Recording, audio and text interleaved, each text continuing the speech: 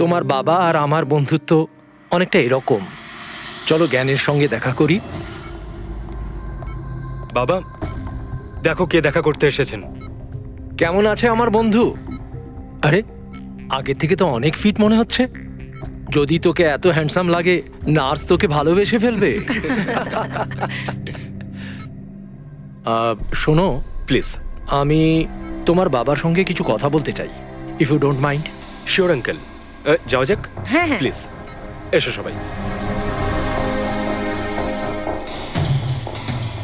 ওনার এই চেকটার জন্য আমাদের সত্যি খুব হেল্প হয়ে যাবে। হ্যাঁ, পাপার জন্য একটা অ্যাডভান্স বেড নিয়ে আসতে পারি, তাই না?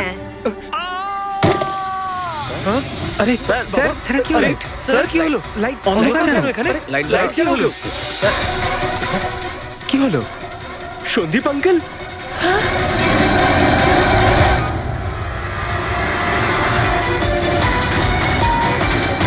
I think he is dead. জ্ঞান স্যার, আপনি ঠিক আছেন তো? এই ছুরিটা ক্যান্সারের হাতে?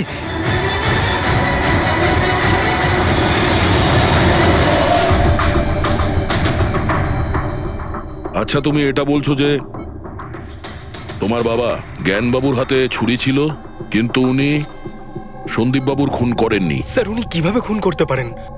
2 বছর ধরে তো উনি প্যারালাইজড। ওনার সিএলআইএস হয়েছে। Complete locking syndrome. হ্যাঁ স্যার, এই পরিস্থিতিতে শরীরের কোনো অংশই কাজ করে না, এমনকি চোখের পাতা পর্যন্ত পড়ে না।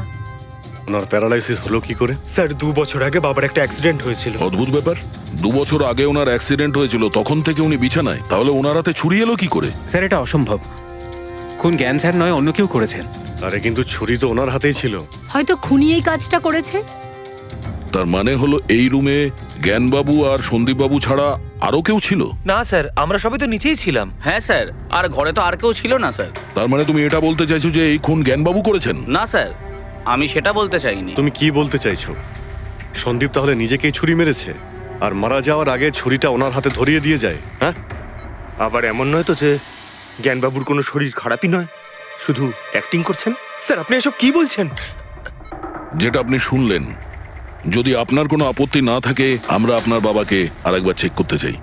করুন আপনি। আমরা কি মিথ্যা বলছি নাকি? দেখে নিচ্ছি।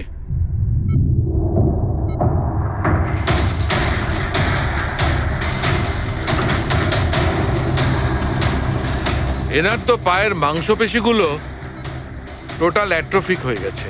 তার মানে? মানে এক কথায় বলতে পারো যে পায়ের মাংসপেশিগুলো একদম ওই শিথিল হয়ে গেছে। উনি যদি চানও তাহলে 1 ইঞ্চিও এই খাট থেকে নড়তে পারবেন না। স্যার, এবার তো আপনাদের বিশ্বাস হয়েছে, তাই না, যে আমার বাবা নাটক করছে না? এটা তো একদম শিওর যে ওই সময় তৃতীয় কেউ ছিল এখানে। আচ্ছা, এই উনি আবার জানালা দিয়ে আসেনি তো? পঙ্কজ, ফ্রেডি, তোমরা জানালার আশপাশটা ভালো করে চেক করে দেখো তো কোনো প্রমাণ পাওয়া যায় কিনা। স্যার, অদ্ভুত ব্যাপার, প্রথমবার এইরকম হলো যে খুনির সাক্ষী এখানে রয়েছে, কিন্তু সাক্ষ্য দিতে পারবেন না। সেটা পাওয়া যেতে পারে স্যার, সাক্ষ্য কি করে পাবো? এই মেশিনের সাহায্যে, যার নাম হলো বিসিআই, ব্রেন কম্পিউটার ইন্টারফেস। এই মেশিনটা প্যারালাইজড পেশেন্টদের অনুভবগুলোকে বুঝতে সাহায্য করে। অদ্ভুত ব্যাপার, এটা কি সম্ভব? নিশ্চয়ই সম্ভব স্যার। স্যার, এই মেশিনটা রক্তের অক্সিজেন ফ্লোকে বুঝে নিয়ে পেশেন্টের অনুভবগুলোকে ব্যক্ত করে দেয়। একটু ভালো করে এক্সপ্লেন করো দেখি। স্যার, আমি বলছি, এই মেশিনটা মাথার ভিতরে রক্ত প্রবাহকে ডিটেক্ট করে, তারপর এটা ক্যালকুলেশন করে যে আলাদা আলাদা পরিস্থিতিতে আলাদা আলাদা প্রশ্ন করলে তার উত্তরে মস্তিষ্কের ভিতরে রক্ত প্রবাহ কেমন হচ্ছে। ও, আর এই রক্তের মাত্রা এইটা বলতে পারবে যে ওই সময় এই মানুষটা কি ভাবছিল, এর মনের মধ্যে কি চলছিল। Exactly. Good, very good. Freddy sir, এখান থেকে উপরে যাওয়ার কোনো রাস্তা নেই। সে আমি জানি। এই পাইপটা দেখ, খুনি এই পাইপটা বেয়েই উপরে উঠেছিল, খুন করে এই পাইপটা ধরেই বেয়ে নিচে নেমে গেছিল। আর ওই ভাঙা টপটা দেখতে পাচ্ছিস, ওইটার উপরই পড়ে দৌড়ে পালিয়েছিল। চলুন স্যার, নিচে গিয়ে দেখি। চল। আমার বাবা অ্যাক্সিডেন্টের আগে এই টেকনিকটাকে আরো এগিয়ে নিয়ে যেতে চেয়েছিলেন। বাবা সবসময় এটা বিশ্বাস করতেন যে বিজ্ঞানের কাছে সব প্রশ্নের উত্তর রয়েছে, প্রয়োজন শুধু চোখ খুলে সমাধানটা খুঁজে বের করা। আপনার বাবা একদম ঠিক কথা বলতেন। হ্যাঁ স্যার, জ্ঞান স্যার চেয়েছিলেন যে বিজ্ঞানের জন্য তারা চোখে দেখতে পাক যারা দৃষ্টিহীন, যারা শুনতে পায় না তারা যেন শুনতে পায়। মানুষের উপকার করতে চেয়েছিলেন জ্ঞান স্যার। আর নিয়তির খেলা দেখুন, আজ ওনারই আবিষ্কার ওনাকে সাহায্য করছে, যেটা একদিন ওনার অনেক বড় স্বপ্ন ছিল। ঠিকই বলছেন স্যার, টপটা তো ভাঙা। আর এই দেখ, পায়ের এই ছাপগুলো দেখ, খুনি এই পথেই পালিয়েছিল। স্যার এখানে দেখুন, রক্ত স্যার। তার মানে পঙ্কজ, ঘরের ভেতর আরো কেউ ছিল যে সন্দীপ বাবুকে খুন করেছে। রক্তের এই স্যাম্পলটা নিয়ে ফরেন্সিক ল্যাবে যাওয়া যাক। আচ্ছা, এই জ্ঞানবাবু বিসিআই এর সাহায্যে কি কথা বলতেন? যেরকম ওনার যখন খিদে পেত উনি সেটা বলতেন, যদি ওনার বেড প্যানের প্রয়োজন হতো সেটাও বলতেন, এমনকি বাবা ওটা দিয়ে দাবাও খেলতেন স্যার। কি দাবা খেলতেন? গ্রেট। হ্যাঁ স্যার, যেমন যেমন প্যাটার্ন এনার মনের মধ্যে তৈরি হতো সেই অনুযায়ী অক্ষরের পেছনে লাইটগুলো জ্বলে উঠতো, আর আমরা অক্ষরগুলোকে মিলিয়ে বুঝে যেতাম যে ইনি কি বলতে চাইছেন। তাহলে তো উনি বলতে পারবেন যে খুনি কে? হ্যাঁ স্যার, নিশ্চয়ই। স্যার, বাবাকে একবার জিজ্ঞেস করা উচিত। অবশ্যই করব, আগে তো আমরা ভালো করে তদন্ত করে নিই।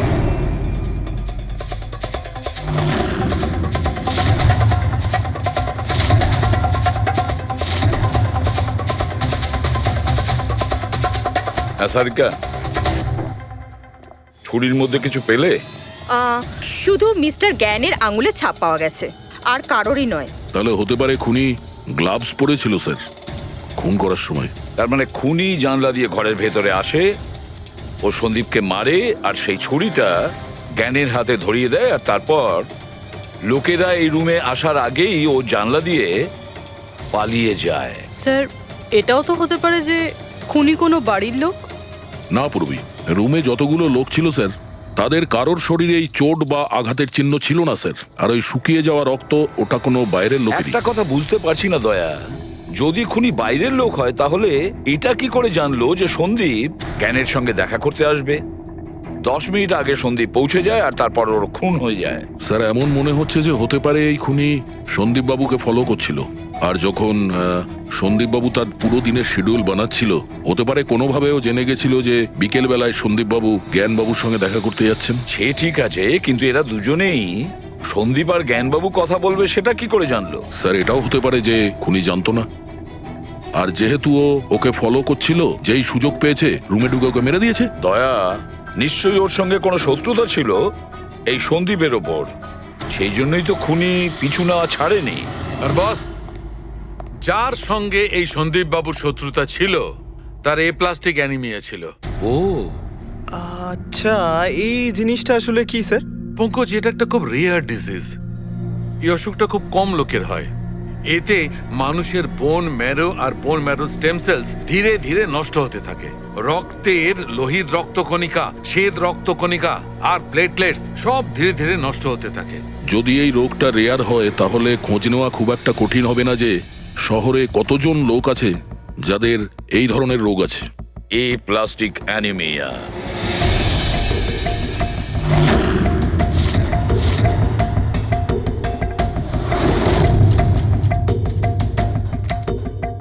হ্যাঁ দা, কিছু পেলে? হ্যাঁ স্যার, এই শহরে সব মিলিয়ে 45 জন লোক আছে যারা এই রেয়ার অসুখে ভুগছে স্যার। তাদের মধ্যে 16 জন তো দেশেই নেই। তার মানে বাকি রইল 29। তাদের মধ্যে 14 জন এমন লোক আছে যারা বয়স্ক, মানে উঁচু ব্যালকনি থেকে লাফাতে পারবে না। বাকি রইল 15। তাদের মধ্যে 7 জন বাচ্চা আছে যাদের বয়স 12 বছরের কম। তাহলে বাঁচলো 8 জন। হ্যাঁ স্যার, আর 8 জনের মধ্যে তো 4 জন এমন আছে স্যার যারা অনেক বেশি মোটা স্যার। এই দেখুন, ও এরা না ওই ব্যালকনিতে উঠতে পারে না লাফাতে পারে। অসম্ভব স্যার। তার মানে দয়া, আমাদের কাছে সাসপেক্ট 4 জন। 4 জন সাসপেক্ট। হ্যাঁ স্যার। নাম কি তাদের? স্যার, লীলা, রমেশ, সুনীল আর হেমন্ত। নীলা, রমেশ, সুনীল আর হেমন্ত। রবি, স্যার, একটু দেখো তো আমাদের ক্রিমিনাল ডেটাবেসে কোনো পুরনো পাপি কিনা।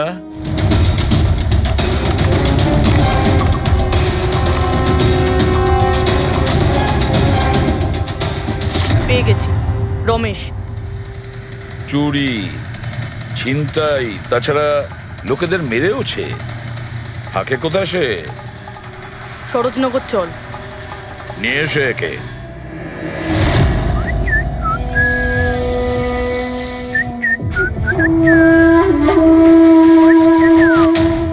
মালা, একটা ফুলের মালা আমাকেও একটু পরাও। আচ্ছা বলো, বিয়ে কবে করছো? বিয়ে? আর তোকে? আমার এতটাও খারাপ সময় আসেনি যে তোকে বিয়ে করতে হবে। কেন? তুই এতটাই খারাপ দেখতে যে তোর বাড়ির আয়না ভয় পেয়ে যায় তোকে দেখে। কিন্তু তোমার বাড়ির আয়না তোমার জন্য কবিতা বলে, এটা আমি খুব ভালো করে জানি। আরে তোর হাতে আবার কি হলো? আরে কিছু না, শত্রুর সাথে যুদ্ধ করতে গেলে এরকম চোট লেগেই থাকে মালা দেবী। নাটক করিস না, বল কি হয়েছে? ব্যাপারটা এই যে আমি হেঁটে হেঁটে যাচ্ছিলাম, হঠাৎ করে দেখলাম একটা বুড়ি মহিলা রাস্তা পেরোনোর জন্য এগোচ্ছিল। তখনই উল্টো দিক থেকে একটা মোটরসাইকেল খুব জোরে, খুব স্পিডে, 100 স্পিডে ওর দিকেই এগোচ্ছিল। যখনই মোটরসাইকেল ওই বুড়ি মহিলাকে ধাক্কা মারতে যাচ্ছিল, মাঝখানে পৌঁছে গেলাম আমি আর বাঁচিয়ে নিলাম ওকে। আচ্ছা, তুই এতটাই সাহসী? আমি কি কি ভালো পারি সে ব্যাপারে তো তুমি এখনো জানোই না। আচ্ছা বল, আর কি কি গুণ আছে তোর মধ্যে? আমার ভালো গুণগুলো হলো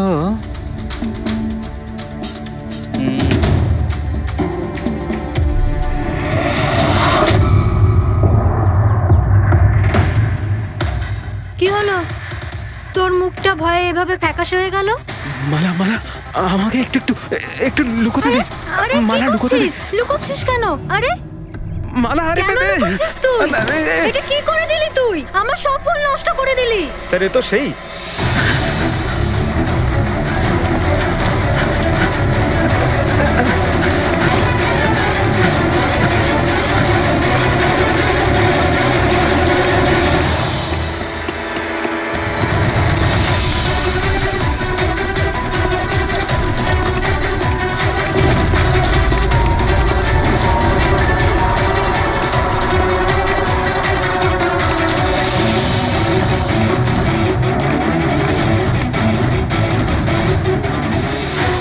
পালিয়ে গেছে মনে হয় স্যার।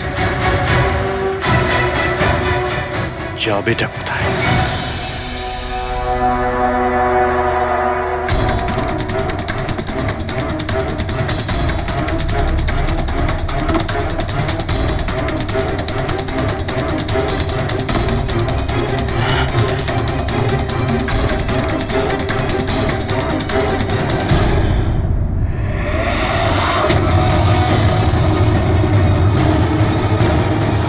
আয় আয় আয়, তোরই বাড়ি এটা।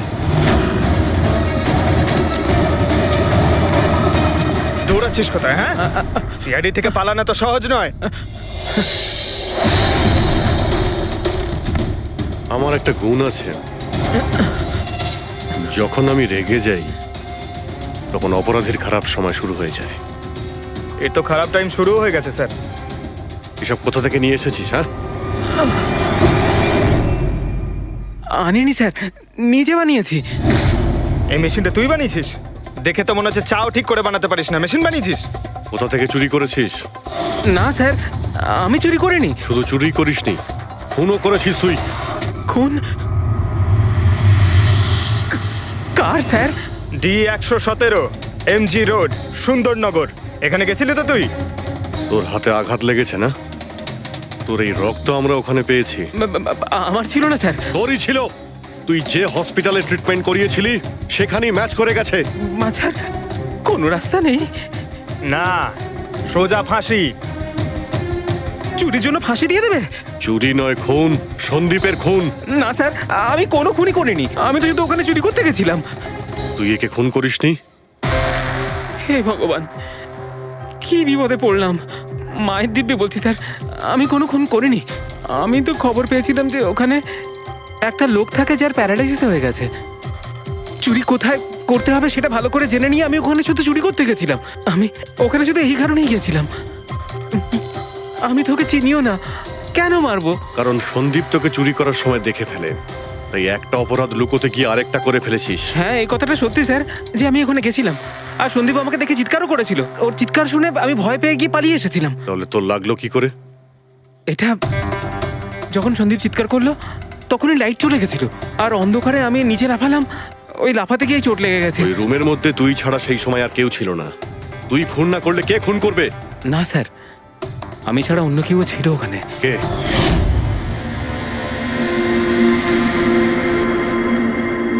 কে কে তুমি? হ্যাঁ, অন্ধকারে মুখটা তো ঠিক দেখতে পাইনি, তবে ওর ঘড়িটা চকচক করছিল। ঘড়ি?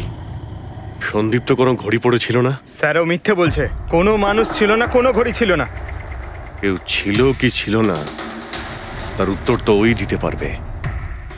জ্ঞান, উনি আজ কেমন আছেন?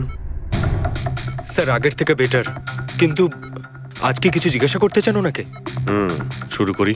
শিওর স্যার, কিন্তু আপনারা যা জিজ্ঞেস করতে চান একটু স্লোলি জিজ্ঞাসা করবেন স্যার, যাতে উনি আপনাদের এক একটা শব্দ বুঝতে পারেন স্যার। হ্যাঁ, জ্ঞানবাবু, এ রমেশ, এ একজন চোর। যে রাতে সন্দীপ বাবুর খুন হয়েছিল ও এখানে চুরি করতে এসেছিল। ও বলছে যে সেই রাতে এখানে অন্য কাউকে দেখেছিল।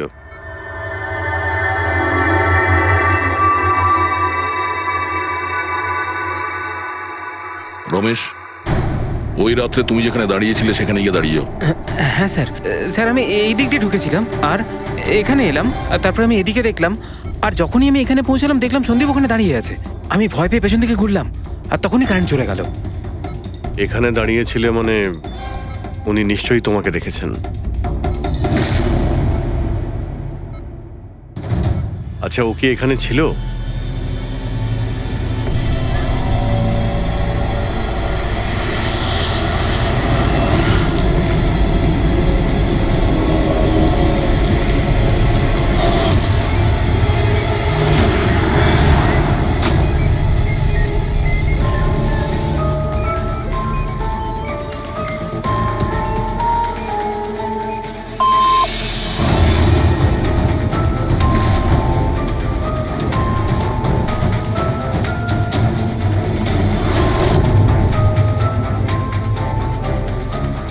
আচ্ছা, রমেশই কি খুন করেছিল?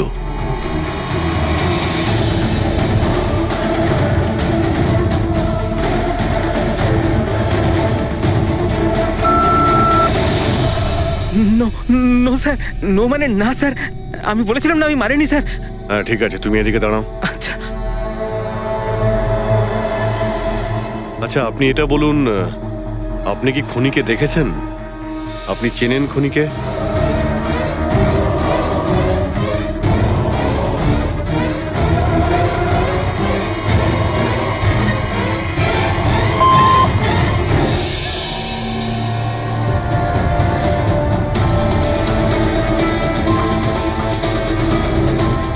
আচ্ছা, খুনি এই মুহূর্তে এই রুমে আছে?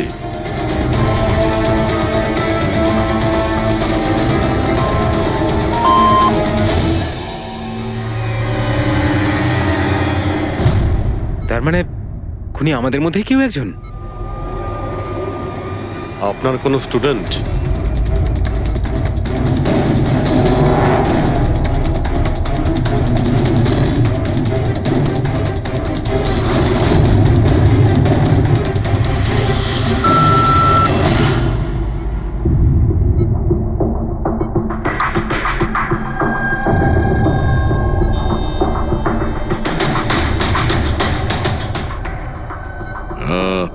নার্স কিংবা ওয়ার্ড বয়? এসবের মধ্যে আপনারা আমাকে কেন টানছেন? আপনি যদি কিছু করেই না থাকেন, আপনি ভয় পাচ্ছেন কেন?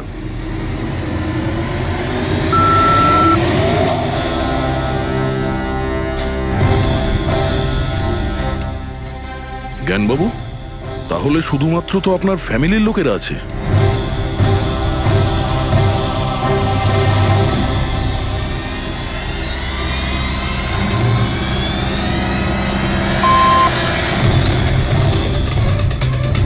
বাবা, তুমি এসব কি বলছো? হ্যালো, রিল্যাক্স, ওখানে দাঁড়িয়ে থাকো। যাও, ওখানে দাঁড়িয়ে থাকো। আচ্ছা, এটা বলুন, আপনার ছেলেই কি খুনি?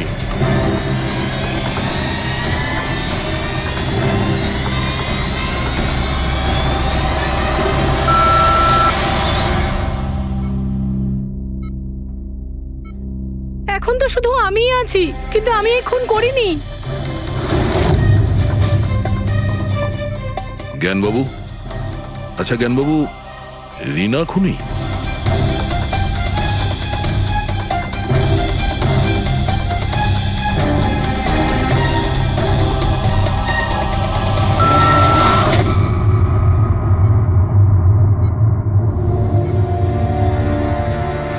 আপনি আমাদের বললেন যে আপনার পরিবারেরই কেউ খুনি, তাহলে সে কে?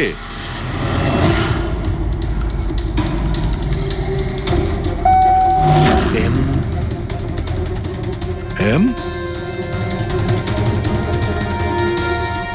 আপনাদের মধ্যে কার নাম এম থেকে শুরু হয়?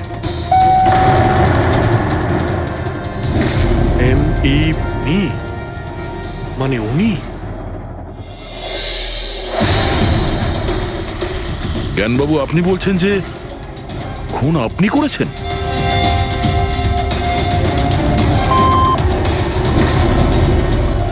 বুঝতে পারছি না ইনি কেন আমাদের সঙ্গে এরকম খেলা খেলছেন।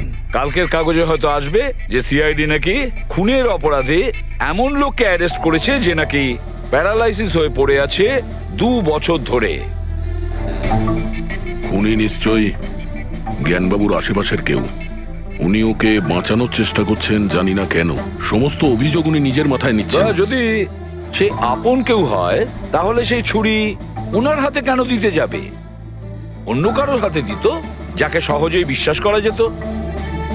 আর কারোর ওপর যদি দোষ চাপানোরই হয় তাহলে জ্ঞানবাবু ওকে বাঁচাচ্ছেন কেন, যখন এই সন্দীপবাবু ওনার খুব ভালো বন্ধু, ভাইয়ের থেকে? এটাই তো সব থেকে বড় বন্ধু, ভাইয়ের থেকেও বড় বন্ধু।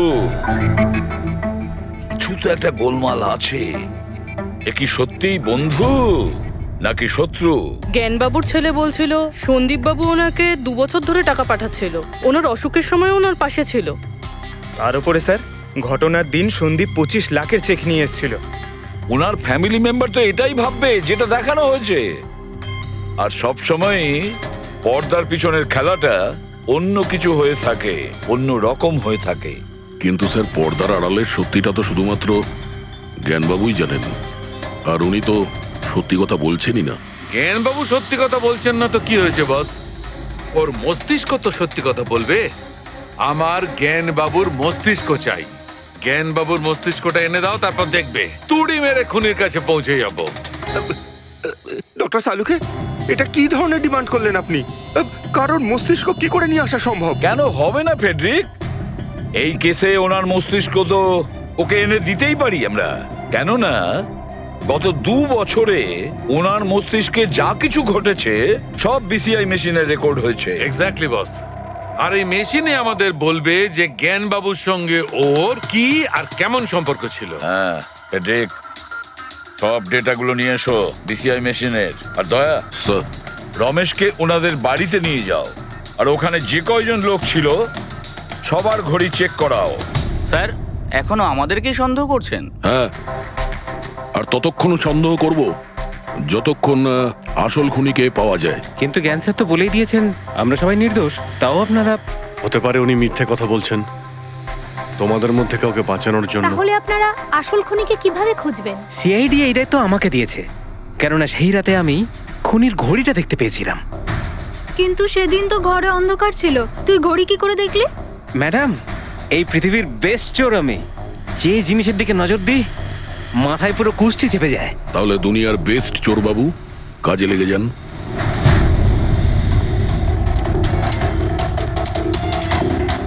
সস্তা, টেকসই, সুন্দর, 11,000 টাকা। না, এ নয়।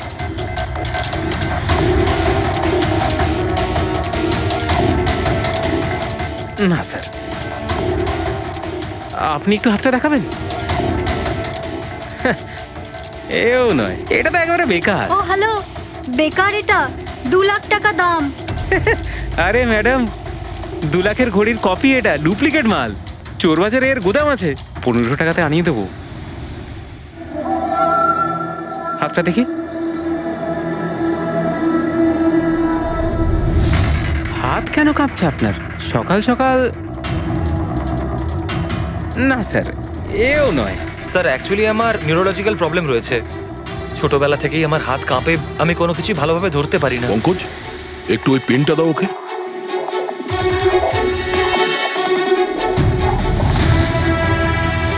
ঠিক করে ধরবেন আপনি।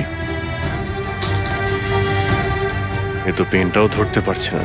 স্যার অ্যাকচুয়ালি জ্ঞান স্যার আমার এই প্রবলেমটাই সলভ করতে চেয়েছিলেন।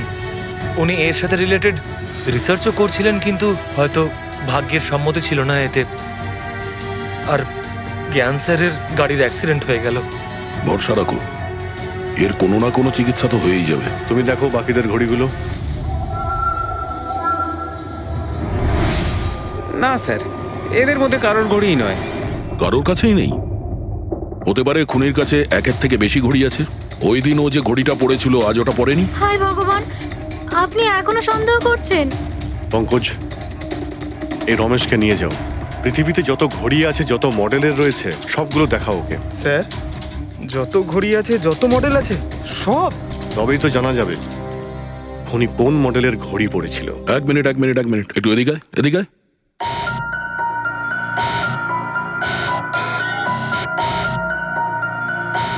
এই নাও, নিজের মানিব্যাগ সাবধানে রাখবেন যখন এই লোকটার সাথে আছে। হ্যাঁ, বলেছিলাম না পৃথিবীর বেস্ট চোর আমি। আর দীপিকার ইয়াররিং আমার ইয়াররিংস? বার কর। স্যার আপনি এটাও দেখে ফেলেছেন? সিআইডি থেকে কিছু লুকোনো যায় না। হ্যাঁ, যা। আয় বেস্ট চোর, এদিকে আয়। আপনারা এটা বলুন যে এই জ্ঞানবাবু আর সন্দীপের মধ্যে কোনো কি প্রবলেম চলছিল? স্যার খুব ভালো সম্পর্ক ছিল। তাহলে জ্ঞানবাবু সন্দীপবাবুর খুনের অভিযোগ নিজের মাথায় নিলেন কেন? ওনাদের দুজনের ভেতরে কোনো টেনশন হয়েছিল? না স্যার, কোনো টেনশন তো ছিল না, কিন্তু একটা বিষয় নিয়ে তর্ক হচ্ছিল। অ্যাক্সিডেন্টের ঠিক আগে ওনার বিসিআই মেশিনটা একটা পয়েন্টে এসে আটকে গেছিল, আর কোনো রকম সলিউশনও পাওয়া যাচ্ছিল না। এই জন্য জ্ঞান স্যার সবসময় বিরক্ত থাকতেন আর খুব রাগও করতেন। হ্যাঁ স্যার, যখন সন্দীপ আঙ্কেল বাবাকে বলেছিলেন যে আপনি চিন্তা করবেন না, দেখবেন সব ঠিক হয়ে যাবে, তখন বাবা ওনার উপরও রেগে গেছিলেন। হ্যাঁ স্যার, এর জন্য হয়তো উনি জোরে গাড়ি চালাচ্ছিলেন আর অ্যাক্সিডেন্টটা হয়ে গেছে। এক মিনিট। যদি এই অ্যাক্সিডেন্টটা বিসিআই মেশিন তৈরি হওয়ার আগেই হয়েছিল, তাহলে এই বিসিআই মেশিনটা কাজ করছে কি করে? স্যার, সন্দীপ আঙ্কেল সেটা কমপ্লিট করেছিলেন। সন্দীপবাবু? কিন্তু উনি তো কোনো সায়েন্টিস্ট ছিলেনই না। হ্যাঁ, কিন্তু জানি না স্যার, সন্দীপ আঙ্কেল ওই মেশিনের সব সমস্যাগুলো ঠিক করে দিয়েছিলেন স্যার। আর বাবার অ্যাক্সিডেন্টের 1 মাস পরেই ওটা কাজ করতে শুরু করে দেয়, আর প্রজেক্টও সাকসেসফুল হয়েছে স্যার। অদ্ভুত ব্যাপার, এটা কি করে হতে পারে? একজন নন সায়েন্টিস্ট এরকম কমপ্লিকেটেড মেশিন কি করে চালু করতে পারে, যেটা ওনার মতো বৈজ্ঞানিকই শুরু করতে পারেননি? বোধহয় আন্দাজে করে ফেলেছিলেন।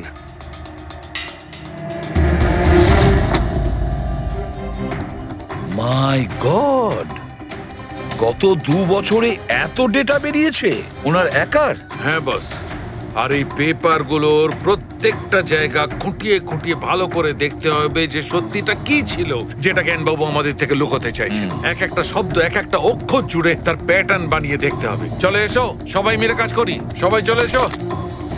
ফ্রেডি,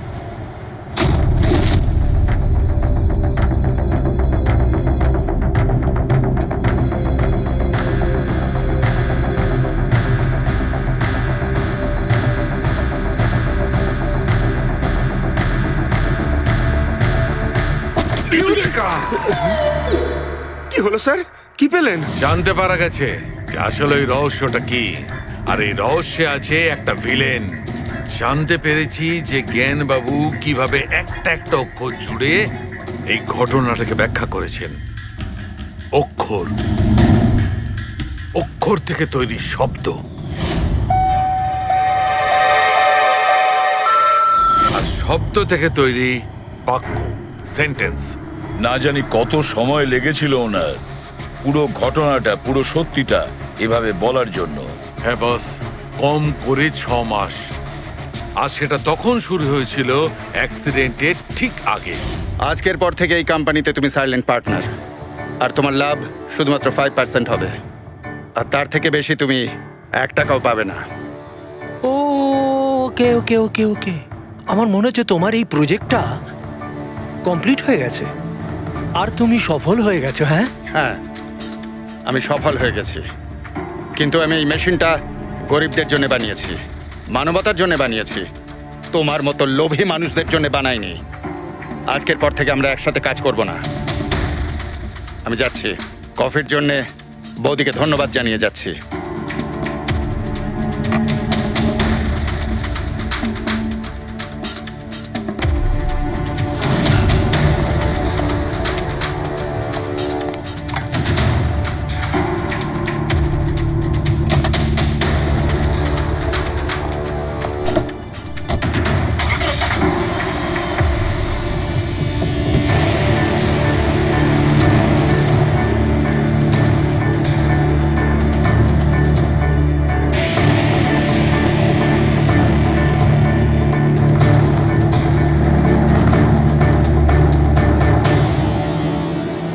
এ কি হলো? হঠাৎ করে গাড়ি ব্রেক ধরছে না কেন? ব্রেক ছুঁয়ে কি হলো?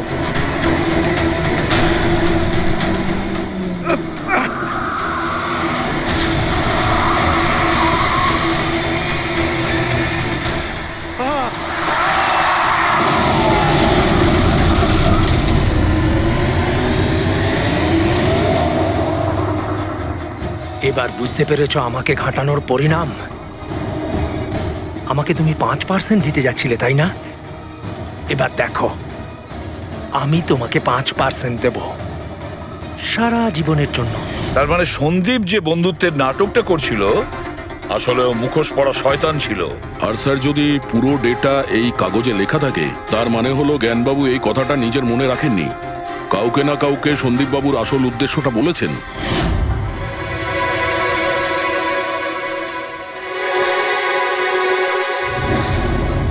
আর উনি এ ব্যাপারে যে বা যাকে সত্যিটা বলেছিলেন সেই হলো অপরাধী, সেই হলো সন্দীপের খুনি।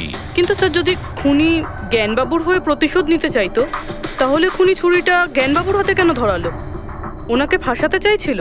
না পুরবি, আমার তো মনে হয় না। খুনি ওনাকে সান্ত্বনা দিতে চেয়েছিল, যে এটা বোঝাতে চেয়েছিল যে দেখুন, আমি আপনার হয়ে সন্দীপকে মেরে ফেলেছি, আপনার প্রতিশোধ আমি নিলাম। আর তাকে বাঁচানোর জন্য জ্ঞানবাবু পুরো অভিযোগ নিজের উপর নিয়ে নিয়েছেন। দয়া, খুনির কাছে পৌঁছানোর একটাই রাস্তা আছে, সেই ঘড়িটা, রিস্ট ওয়াচ, যেটা রমেশ দেখেছিল।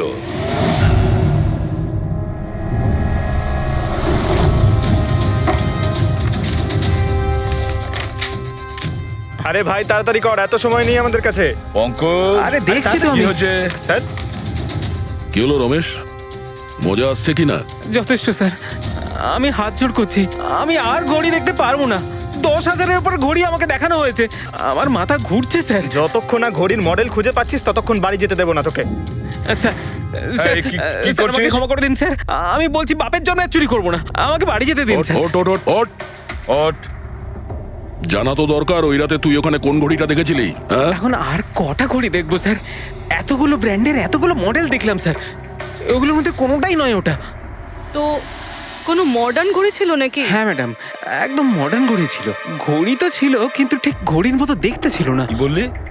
মডার্ন ঘড়ি ছিল অথচ ঘড়ি নয়? হ্যাঁ।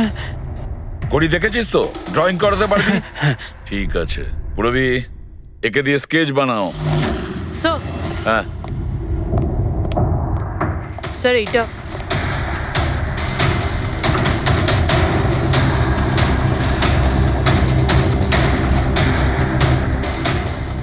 মাই গড, কি হলো? 1 মিনিট বস, একদম জ্যাকপট লেগে গেছে। রমেশ, এদিকে এসো। ওকে। মন দিয়ে দেখো, এই ঘড়িটাই ছিল। এটাই ছিল, একদম এটাই ছিল স্যার। এটা কিরকম ঘড়ি স্যার? চুরি করলে কত পয়সা পাবো? পয়সা নয়, টাকা পাবে, লাখ লাখ টাকা। এত দামি ঘড়ি এটা? ঘড়ি নয়, এটা স্যাটলা বলে একে, স্যাটলা। স্যাটলা? এবার খুনি কে সেটাও আমি বলতে পারি। কে এই খুনি?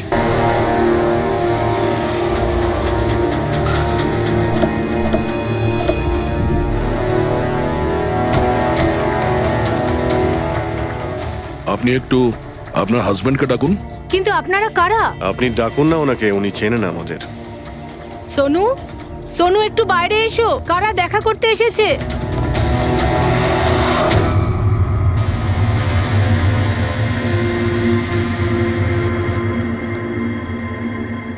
আপনারা এখানে কি ব্যাপার? এমনি এখান দিয়ে যাচ্ছিলাম, তাই ভাবলাম যে দেখা করে যাই। আমি এরকম কথা আগেও শুনেছি। দেখা করে যাই না, তোমাকে গ্রেপ্তার করে নিয়ে যাই। গ্রেপ্তার? কিন্তু কিসের জন্য? আপনার স্বামী সন্দীপকে খুন করেছে। স্যার, আমি আপনাদেরকে বলেছিলাম তো, এই দেখুন, আমি ঠিক করে জলটাই খেতে পারি না, কারণ মার্ডার কি করে করব? খুন তো করেছো, আর তুমি এই হাত দিয়েই করেছো। কোথায় সেই সেটলা ওয়াচ? হ্যাঁ, ঘড়ি কোথায়? স্যার, আপনারা কোন ঘড়ির কথা বলছেন আমি কিচ্ছু জানি না। এক্ষুনি তুমি জানতে পারবে কোন ঘড়ির কথা বলছি। ফ্রেডি, পঙ্কজ, ঘরের তল্লাশি নাও। পঙ্কজ, উপরে যা, আমি বেডরুমটা দেখছি।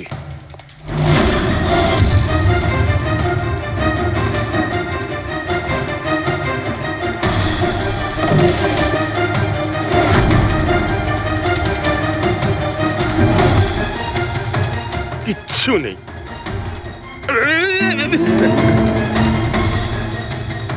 কি ফুটলো?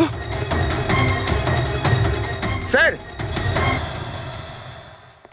স্যার, বালিশটার মধ্যে কিছু একটা আছে। বালিশের ভেতরে?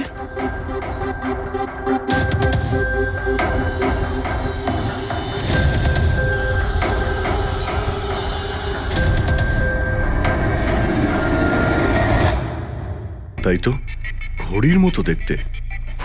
হ্যাঁ। এই ঘড়িটা কার? আর এই বালিশের ভেতরে কি করছে? আমি কি করে জানবো? যে দোকানদারের থেকে বালিশটা কিনেছিলাম তারই হবে। পড়ো এটা। স্যার, আমি কারোর ঘড়ি কেন পড়তে যাবো স্যার? তুমি এটা পড়বে নাকি অ্যারেস্ট করবো আমরা? অভিজিৎ, একটা কাজ করি, আগে আগে ঘড়ি পরাই, হাত করা তো নিজের থেকেই লেগে যাবে। হ্যাঁ, নাও ওই ঘড়িটা খোলো। স্যার,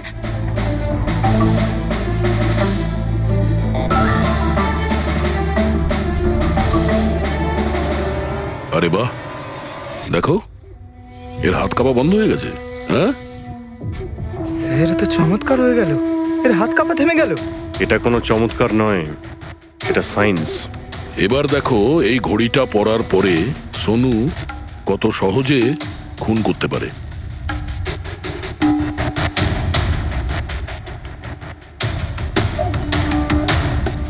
স্যার, কিন্তু এই ঘড়িটা কাজ করে কি করে? এটাকে সেটলা বলে পঙ্কজ। মোশন সেন্সর আর আর্টিফিশিয়াল ইন্টেলিজেন্স টেকনিক দিয়ে বানানো হয় এই ঘড়ি, কারণ ওর মতো যাদের এই রোগ আছে তাদের জন্য, মানে যাদের হাত কাঁপে। শুধু একটাই উদ্দেশ্য ছিল আমার, প্রতিশোধ আর প্রতিশোধ। জ্ঞান স্যার আমাকে বিসিআই এর সাহায্যে সবকিছু বলে দিয়েছিলেন। আপনাকে কথা দিচ্ছি স্যার, আপনার শত্রুদের শাস্তি দিলেই আমি একটু শান্তি পাবো। এটা আমার তরফ থেকে ছোট্ট গুরুদক্ষিণা মনে করতে পারেন। সেদিন কোম্পানির অ্যানিভার্সারি ছিল, আর আমি জানতাম যে সন্দীপ ওখানে নিশ্চয়ই আসবে। প্রত্যেকবারের মতন জ্ঞান স্যারের সাথে ও ওটাই করবে। জ্ঞান স্যারের সাথে কথা বলার আগে ও সবাইকে বাইরে বের করে দিত, যাতে ও স্যারকে অপমান করতে পারে। কিন্তু এইবারে ও এটা জানতো না যে মৃত্যু ওর জন্য অপেক্ষা করছে। আজ আমাদের কোম্পানির 5 বছর পূর্তি। যখন বাড়ির প্রত্যেকে রুমের বাইরে এক এক করে চলে গেল, তখন ওদের খেয়াল ছিল না যে আমি ওদের সাথে নেই। দেখো আমি কেমন বন্ধু।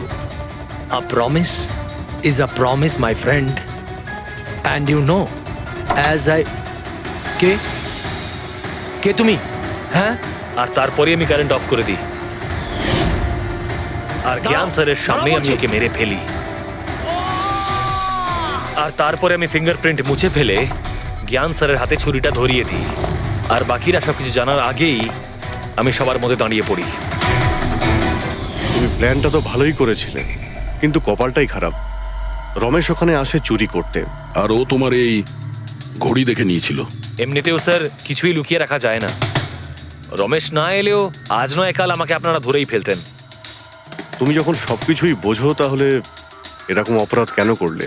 জ্ঞান স্যারের ঋণ শোধ করতে।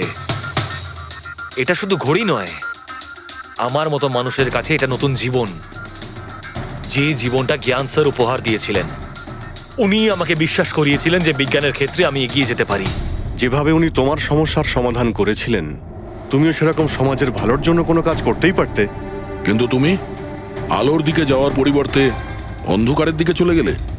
আর এমন অন্ধকূপে পৌঁছলে যেখানে আসার কোনো আলোই নেই। যদি কিছু থাকে, সেটা হলো শুধু ফাঁসির দড়ি।